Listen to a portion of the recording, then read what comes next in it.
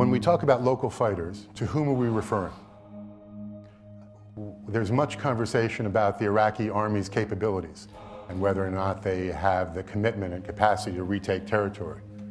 So far, they haven't demonstrated that they are able and willing. When we look at operations in Merli or the recent operation in Tikrit, it's not the Iraqi army that's involved. It's Shiite militias identified with the Iraqi armed forces. In Diyala province, where villages were liberated by Shiite militias, there were terrible reprisals and atrocities committed against local Sunnis. So if part of our vision for preventing or draining the swamp of support for ISIS involves getting the Sunni tribes back on board, supporting Shiite militias who go into villages and clean up, certainly not consistent with what we hope to accomplish in the long term. There's also much talk about the moderate Syrian opposition.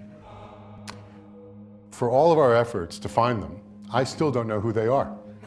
We're not supporting the Syrian National Council. We had announced support for the Free Syrian Army. Now we've abandoned it.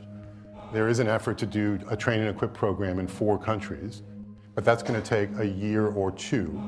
And at the end of that, we'll have maybe 3,000 to 5,000 fighters trained. So when you look at who are the local fighters with whom we can work, the only ones who have proven commitment and capability are the Kurds. They were able to defeat ISIS's advance. They were able to retake territory in the Mosul Dam and in Sinjar. And it's not only the Kurds, the Peshmerga, who have shown capability. What happened in the small city of Kobani is an extraordinary tale of heroism that deserves great commendation. This Kurdish city on the Turkish-Syrian border was besieged by ISIS. ISIS said that they would make a point of going into the city and killing all of its Kurdish defenders. By the way, 40% of the defenders of Kobani were women. So the People's Protection Units of the PYD, the Syrian Kurdish Party, fought valiantly. But they were no match for ISIS. ISIS had 80% of the city. Up to that point, the US kept consistently saying Kobani has no strategic value. Well, we recognize that it may have had no strategic value militarily, but it had enormous symbolic value. So we launched airstrikes against ISIS positions. We did that after they'd already entered the city. Had we done that before they came in, it would have been an entirely different field of battle.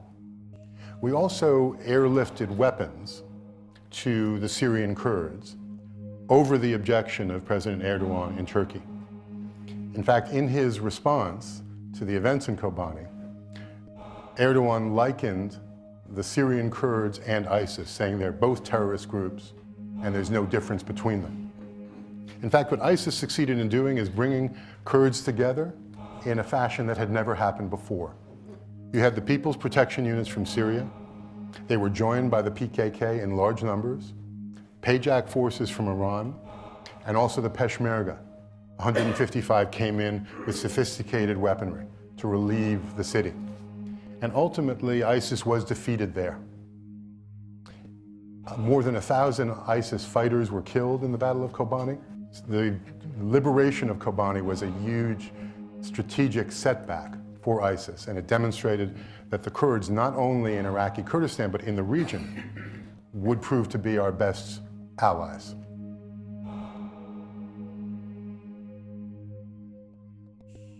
Turkey is a country that I love.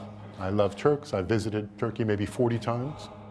And I have to say that in all these events, my greatest disappointment is the conduct of President Erdogan and Turkey. I mean, let's not mince words. The Turkish government denies it, but in fact, they ran the jihadi highway through Turkey, in Urfa, into Syria. They provided logistics. They provided transport. They gave money and weapons. When ISIS and al-Nusra fighters were injured in the battlefield, they were taken by Turkish Ministry of Health officials to Turkish hospitals. They were never asked to identify themselves. They were given medical care. So Turkey was deeply committed to removing Assad. They felt deeply betrayed when the US didn't take the steps they assumed we would, and they turned to support these groups. What they didn't realize is that these groups would in fact turn on them. In Reyhanli in May of 2012, ISIS took responsibility for a double car bombing. There were 54 people killed and 140 injured. Hatay province in Turkey has the same ethnic mix as we see in Syria. To the Westerners, Turkey looks like a very Middle Eastern country. To the Middle East, Turkey looks decidedly Western.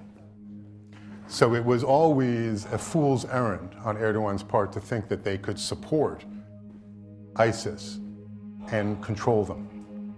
When Kobani's battle was underway, you saw images of Turkish tank battalions parked on the hill above Kobani, literally just watching as the slaughter ensued. Erdogan issued outrageous statements comparing ISIS to the freedom fighters in Kobani. President Obama made a decision to launch military activities without authorization from Turkey.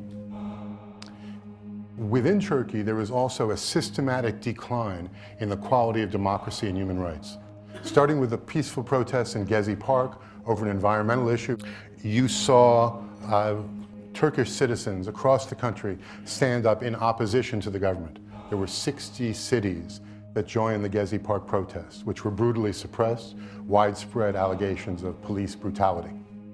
There's also been a systematic attack on freedom of expression and human rights in Turkey using Article 301 of the Penal Code, which makes it a crime to, quote, denigrate Turkishness. This had always been used to suppress Kurdish expression.